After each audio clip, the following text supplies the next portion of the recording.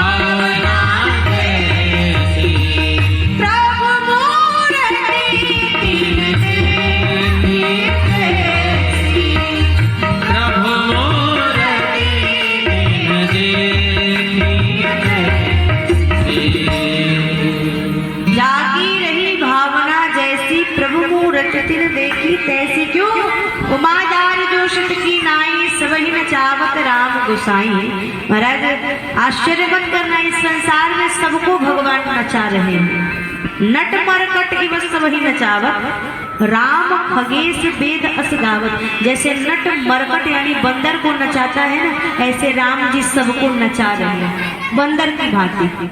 और इस दुनिया में जितने लोग हैं सब बंदर हैं, बुरा मत माने, इसमें कोई बंदर कभी इस शाखा से उस शाखा पे, उस शाखा से उस शाखा पे, ऐसे मन की गति स्थिर नहीं होती। बंदर की तरह ये नाचता रहता है इधर उधर। सब बंदर है, पर अंतर इतना ही है, कुछ काम के बंदर हैं और कुछ राम के बंदर हैं। काम के बंदर कौन है? बोले काम के बंदर वो हैं जिनको राम के लिए फुर्सत नहीं है, जिनको भागवत कथा और राम कथा सुनने का फुर्सत नहीं, वो है काम के बंदर। उनसे कहो भैया चलो थोड़ी कथा सुन के आते, बोले नहीं जाएंगे, क्यों? बहुत काम है, बहुत काम है। अभी तो दुकान जाना है, अभी ऑफिस जाना है, अभी बेटे का विवाह तय करने जाना है, बिटिया की शादी करने जाना है, अभी बहुत काम है। वो कौन है? काम के बंदर है। और राम के बंदर कौन है? चाहे कितने भी व्यस्त क्यों ना हो, अपने व्यस्ततम समय में से भी जो 3-4 घंटे कथा सुनने के लिए निकाल ही लेते हैं, वो राम के बंदर है। फायदा किसमें है? काम के बंदर बनने में कि राम के बंदर में? बोले राम के बंदर बन जाओ, क्योंकि काम के जो बंदर बनते हैं ना, उनकी कामनाएं कभी समाप्त नहीं होती, उनकी चाहत, उनकी इच्छाएं कभी समाप्त नहीं होती। महाराज कभी मन कहता है क्या कि बहुत पैसा कमा लिया, अब हो गया, अब रहने दो। कभी मन कहता है और कमाओ। एक अचंबा हमने देखा, बंदर दुहे गाय और दूध तो सब पी ले, घी बनारस जाए। कबीरदास जी की शाखी अर्थ लगाते रहिए।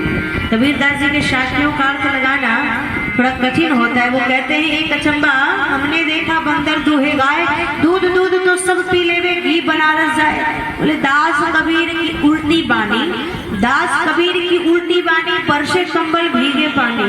कंबल बरसता और पानी भीजता है। दास कबीर की उल्टी बानी, बरसे कंबल भीगे पानी। तो महाराज बड़ा आश्चर्य संसार में, कामनाएं जल्दी समाप्त नहीं होती, चाहत कभी समाप्त नहीं होती। चाह पैसों से आनों में आती रही, चाह आनों से रुपया भुनाती रही, चाह रुपयों से नोट बनाती रही, चाह नोटों से कोठी बनाती रही, चाह कोठी में मोटर मंगाती रही, चाह मोटर से होटल में जाती रही, चाह होटल में बोतल खुलाती रही, चाह क्या क्या न करती कराती। ऐसा करिए कि भगवान आपको चाहे। बाकी तो पत्नी के बस में होके भी लोग नाचते हैं, जैसे पत्नी नचाती है, वो मनिस्टर का जो ऑर्डर होता है लोग वही करते हैं। अच्छा एक बात मैं बताऊं, एक प्रसंग सुनाऊं आपको। बोले अगर आप अपनी पत्नी को प्रसन्न रखना चाहते हैं ना तो खूब तारीफ करिए, चाहे जो हो जाए। पत्नी की तारीफ करिए तो वो प्रसन्न हो जाएगी। ज्यादा उसको कुछ नहीं चाहिए। आप 5000 की साड़ी मत देना, आप बहुत जगह घुमाने मत ले जाना, बस जहाँ से आना थोड़ी तारीफ कर देना आप बहुत अच्छी हो। और उससे भी ज्यादा अगर आप अपनी गृहस्थी में खुशी चाहते हो तो उसके माय कर देना।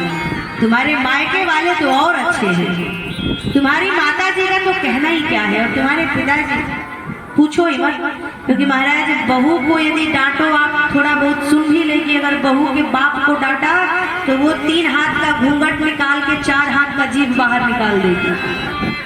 सब कहना, सबको कहना, लेकिन मेरे बाप को कुछ मत कहना। अगर चाहते हो कि माताएं प्रसन्न रहे, पत्नियां प्रसन्न रहे तो तारीफ करिए। एक बार एक व्यक्ति ने अपने मित्र से कहा, मित्र क्या बताऊं, कुछ भी खुश होगी, हाँ तारीफ करो। बोले ठीक है। कल से उसने उद्देश्य ही बना लिया अपने जीवन का पत्नी की प्रशंसा करना। मैं खूब प्रशंसा करूंगा पत्नी की। सुबह सुबह पत्नी भोजन का थाल लेकर के आई, पति को भोजन कराने के लिए बैठी थी। थाली में खूब बढ़िया भोजन था, रोटी भी अच्छी थी, लेकिन उसमें घी नहीं लगा था। तो पति ने कहा, अरे क्या करती हो, रोटी में घी नहीं लगा सकती क्या? सूखी रोटी ला करके सामने रख दिया। पत्नी किचन से बेलन लेके आई और 2-4 बेलन जड़ दिया। चुप रहो, ज्यादा बोलते हो। अब उसके माथे पे गोली फूल गया। बाहर निकला, मित्र ने देखा, भैया ये माथे पे गोली कैसे फूल गई? अब ये कैसे कहे कि पत्नी ने बेलन मारा है? इज्जत का सवाल है। तो उसने कहा, क्या बताऊं, चल रहा था, चलते चलते पैर स्लिप कर गया, सीढ़ियों से गिर गया, गोली फूल गई। तो मित्र ने कहा, गोली फूल गई तो एक सबसे बढ़िया उपाय, घी लगा लेते थोड़ा सा तो गोली नहीं फूलती। उसने कहा, कैसे बताए, सारा मामला घी का ही तो है। कहा था ना प्रशंसा करो। बोले दूसरे दिन आज बैठा है जम के प्रशंसा करने के लिए। कुछ लोग होते हैं भाई, प्रशंसा करने में उनको कोई दबा नहीं सकता है, बढ़ा चढ़ा के प्रशंसा करते हैं। और कुछ लोग बोले प्रशंसा भी करते हैं तो ऐसे करते हैं, मतलब प्रशंसा भी कर दिया और पता भी नहीं चल। अब आप किसी की प्रशंसा में कहो, अरे आप तो बहुत हट्ठे कट्ठे मोटे ताजे हैं, कैसे? बोले बिल्कुल हाथी की तरह। ये कौन सी प्रशंसा? आपकी आंखें बहुत सुंदर है, कितनी सुंदर है? बोले बिल्कुल बिल्ली की तरह है। अब ये प्रशंसा है या फिर निंदा है? इसको कहते हैं हीन उपमा। उपमा दिया पर हीन उपमा दिया। तो कुछ लोग प्रशंसा करने में बहुत अच्छे होते, बढ़िया से प्रशंसा कर लेते, खूब एकदम घुमा फिरा के तारीफ करते। तो उसने कहा, आज मैं खूब प्रशंसा करूंगा पत्नी की। पत्नी भोजन का थाल लेके आई तो उसने जब देखा पत्नी को आते हुए, अरे देवी जी क्या बताऊं, आपसे मेरा विवाह हुआ, मेरा जीवन धन्य हो गया, मैं धन्य धन्य हो गया, आपको प्राप्त बनाती हो। आप क्या भोजन बनाती? अच्छा एक बात और सूत्र में आपको दूं, आपके घर किसी दिन सब्जी में नमक ज्यादा हो जाए ना तो ये मत कहना कि सब्जी में नमक ज्यादा हो गया, कहना बहू आज नमक की अपेक्षा सब्जी थोड़ी कम बनाई है तुमने, बहू खुश रहेगी। ये मत कहना कि सब्जी में नमक ज्यादा, नमक की अपेक्षा सब्जी थोड़ी कम बनी, थोड़ा और सब्जी डाल दिया तो नमक नहीं लगता। तो उसने कहा, देवी क्या भोजन बनाती हो तुम? वाह क्या बात है, अरे पूछो मत, रोटी रोटी नहीं है ये, अरे ये तो चांद का टुकड़ा है, चांद का टुकड़ा। तुम चांद का टुकड़ा बनाती हो, ऐसा लगता है जैसे मेरे थाली में चांद का टुकड़ा रखा हो। इतनी सुंदर रोटी, और देखो सब्जी से क्या सुगंध आ रहा है, देखिए क्या सुंदर सब्जी बनाई है तुमने। और पानी, ये पानी नहीं है, अरे ये तो अमृत है, अमृत तुमने छू दिया, पानी तो अमृत बन गया। रोटी चांद का टुकड़ा है, सब्जी से खूब बढ़िया खुशबू आ रही है, और पानी तो बिल्कुल अमृत हो गया। इतने में फिर पत्नी किचन से बेलन लेके आई और 2-4 बेलन जड़ दिया। अब क्यों बेलन मारा भाई? उसने कहा पूरे 40 साल हो, 40 साल से मैं तुम्हें रोज अपने हाथ से भोजन बना के खिला रही हूँ, एक दिन तुमने तारीफ नहीं की। आज मैंने पड़ोसी के घर से क्या मंगवा लिया, तुमने तो तारीफों को पुल बांध दी। सब राम जी की लीला है और ऐसे ही ये लीला चलेगी। भगवान जब रंग भूमि में आए, जाकी रही भावना जैसी प्रभु मूर्ति देखी थी न तैसी, सबने अपने अपने भावना के अनुरूप भगवान का दर्शन किया और भगवान पहुंच गए उस स्थान पर जहां कंस अपने सिंहासन पर बैठा हुआ था। देखते देखते भगवान कंस के निकट जाने लगे। कंस ने जब भगवान श्री कृष्ण को आते हुए देखा, बोले सबसे पहले तो मुष्टिक और चारों मिले। भगवान ने मुष्टिक और चारों के ऊपर प्रहार किया। क्यों? बोले बुराई को पूरी तरह से मिटाने के लिए सबसे पहले उन लोगों को पकड़ना चाहिए जो बुराई को फैलाते हैं। तो ये मुष्टिक और चारों जो है ना, ये कंस के मंत्री हैं, ये कंस को सही दिशा निर्देश नहीं देते। तो पहले इनका कल्याण करना जरूरी है। पहले मुष्टिक और चारों आए कंस के पास, भगवान ने पहले उनका वध किया और देखते देखते भगवान कंस और निकट जब जाने लगे तो कंस चिल्लाने लगा, अरे मुष्टिक बचाओ, अरे चारों बचाओ, कहाँ हो? भगवान ने कहा मामा जी उनको भेज दिया। कहाँ भेज दिया? वही भेज दिया जहाँ आपको भेजने वाला हूँ, चिंता मत करो। भगवान छलांग लगा करके कंस के सिंहासन पर जाकर खड़े हो गए। अब तो कंस हाय हाय कर रहा है, बचाओ मुझे, बचाओ बचाओ, रे कोई तो बचाओ। भगवान ने कहा अब मामा जी आपको बचाने वाला कोई नहीं है, बहुत हो गया आपने। भगवान ने क्या किया? कंस को जोर से पकड़ा और सबसे पहले तो कंस सिंहासन से ही धड़ाम से कंस को नीचे पटक दिया। महाराज नीचे गिरते ही कंस के शरीर से प्राण निकला और भगवान के शरीर में जाकर के समाहित हो गया। प्रभु ने कंस का उद्धार किया। बोले कंस वंदन भगवान की भगवान जय हो। कंस का उद्धार हुआ। कंस की दो पत्नियां थी, अस्ति और प्राप्ति। अस्ति प्राप्ति का मतलब क्या है? बोले अस्ति का मतलब है और प्राप्ति का मतलब अभी और प्राप्त करना है। यही है अस्ति प्राप्ति। हमारे जीवन में भी अस्ति प्राप्ति है। 5 लाख हमारे अकाउंट में है, 10 लाख अभी और हमें जमा करना है। यही है अस्ति और प्राप्ति। रोते रोते जब भगवान कृष्ण के पास आई तो भगवान ने अपनी दोनों मामियों को समझाया, मामी जी आप चिंता मत करो, रुदन मत करो, मामा जी आतताई थे इसलिए इनका वध हुआ है, अब आप भजन करो आपका उद्धार हो जाएगा।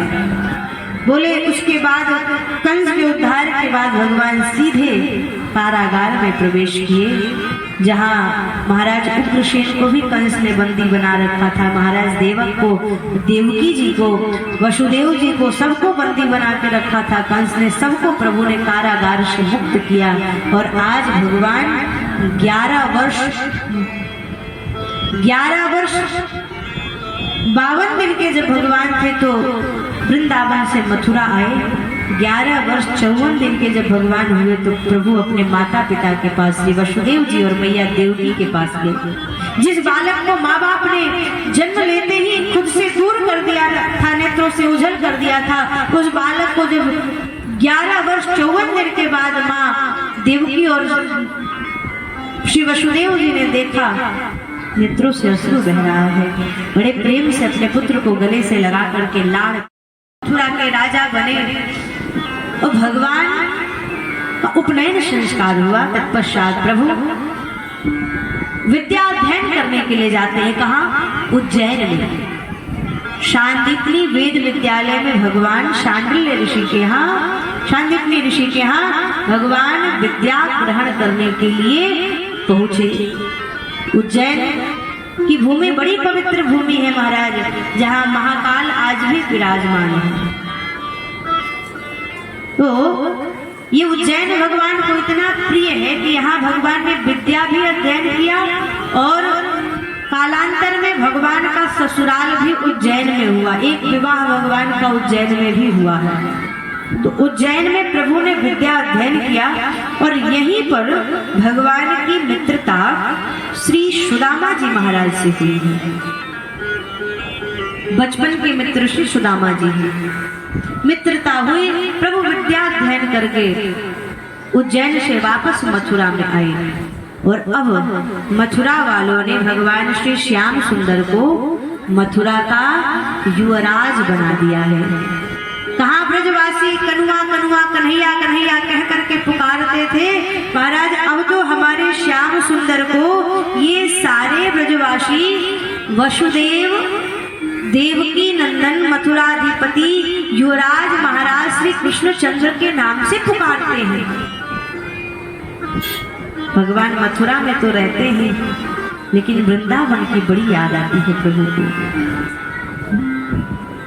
एक दिन माता देवकी श्याम सुंदर के पास भोजन पवाने के लिए कहते हैं। श्याम सुंदर ने जब माता देवकी को आते हुए देखा, भोजन का थाल देखा और बीच में माखन का कटोरा देखा, माखन देखते ही भगवान को मैया यशोदा की याद आ गई और देखते ही जोर जोर से प्रभु रोने लगे। माता देवकी तो घबरा गई, क्या बात है, लाला ने भोजन देखते ही माखन देखते क्यों रुदन करना शुरू कर दिया। दौड़ के गई वसुदेव जी के पास और कहा, महाराज आप पिता हो, आप जाकर के जरा पूछो कि श्याम सुंदर जब से उज्जैन से लौट के आए इतने उदास क्यों रहते हैं, किस बात का उन्हें कष्ट है, आप जरा पता करो।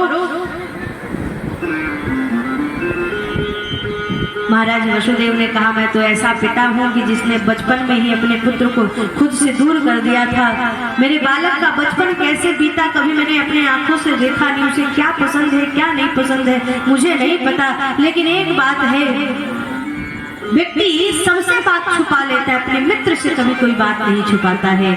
श्री उद्धव जी महाराज श्याम सुंदर के मित्र हैं।